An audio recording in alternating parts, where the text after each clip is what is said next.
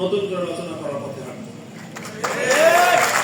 এটা শুধু ইসলামের একটা কথা নয়, এটা আমাদের সবার কথা।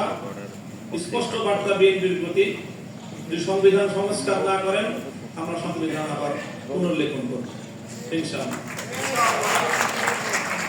আমরা দ্বিতীয় যে আমাদের বাংলাদেশের মানুষের যে অভিপ্রায়, বিপ্লবের যে অভিপ্রায়, সেটা হলো আমরা ক্ষমতার বিকেন্দ্রীকরণ চাই এবং আমরা ক্ষমতার মধ্যে একটা ভারসাম্য চাই।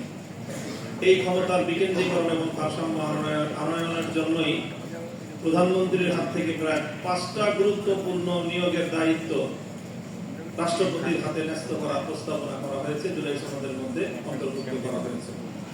মানবাধিকার, তথ্য, আইন এই কমিশনগুলো এবং বাংলাদেশ ব্যাংকের ও এনার্জি রেগুলেটরি কমিশনের এই জায়গাগুলোতে রাষ্ট্রপতির হাতে নিয়োগের দায়িত্ব অর্পণ করা হয়েছে।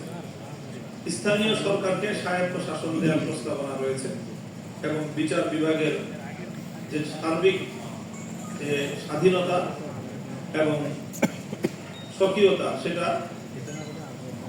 বিচার বিভাগ এবং সুপ্রিম কোর্টের হাতে ন্যস্ত করা হয়েছে। এই প্রস্তাবনাগুলো বাস্তবায়নের মাধ্যমে আমরা মনে করি যে ক্ষমতার বিকেন্দ্রীকরণের যে আমাদের দীর্ঘদিনের যে দাবি, জনদাবি এবং ভারসাম্য প্রতিষ্ঠার যে একটা অভিপ্রায়, সেটা বাস্তবায়িত হবে। এটা আমাদের দ্বিতীয়। তৃতীয় হলো আমরা রাষ্ট্রের মধ্যে দলীয়করণ এবং দুর্নীতি মুক্ত প্রশাসনিক কাঠামো চাই।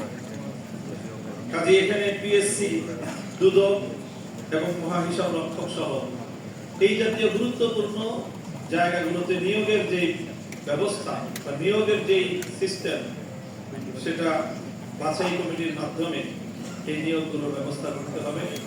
দলীয়করণ এবং দুর্নীতি মুক্ত একটা সমাজ এবং একটা রাষ্ট্র আমরা গড়তে চাই।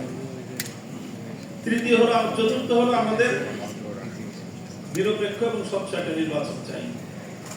সেই লক্ষ্যের দশক থেকে বাংলাদেশের মানুষ নিরপেক্ষ নির্বাচনের জন্য যেই পরিমাণ আন্দোলন বাংলাদেশে হয়েছে, নিরপেক্ষ নির্বাচন ব্যবস্থা প্রতিষ্ঠার জন্য আমি জানি না সমকালীন পৃথিবীর অন্য কোন দেশে এত বেশি আন্দোলন সংগ্রাম, এত বেশি জীবন দান, এত বেশি সম্পদের ক্ষয়ক্ষতি, এত আন্দোলন সংগ্রাম আর কোন দেশে হয়েছে আমার জানা নেই।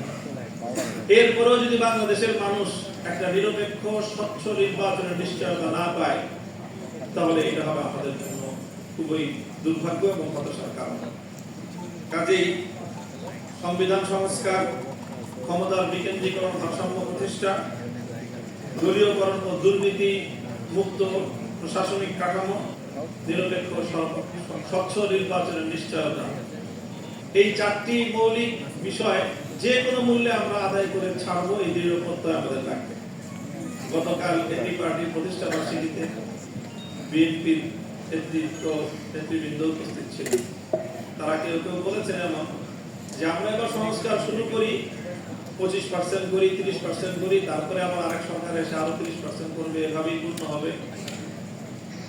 সে কথাটা ধরেই বলতে চাই, যদি অনেক দাবি আছে, জুলাই সনদ এবং গণভোটের যে বিষয়গুলি বাস্তবায়ন হওয়ার কথা, দ্বিকক্ষের উচ্চকক্ষ যেই পিআর পদ্ধতিতে হওয়ার কথা, এই সব বিষয়গুলোকে সামনে রেখে জনতার যে মৌলিক চাহিদা, বিপ্লবের যে মূল অভিপ্রায়, একটা সুন্দর, স্বচ্ছ এবং নিরপেক্ষ, দলীয়করণ মুক্ত, ফ্যাসিবাদ মুক্ত, দুর্নীতি মুক্ত একটি সুন্দর সমাজ বিনির্মাণের পথে আপনারা অগ্রসর হন।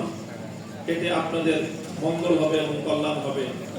আর না হলে এর পরের যে বিপ্লবটা হবে, সেই বিপ্লবের মধ্য দিয়ে বিএনপি ইতিহাসের আস্থা ধরে নিক্ষিপ্ত হয়ে যাবে।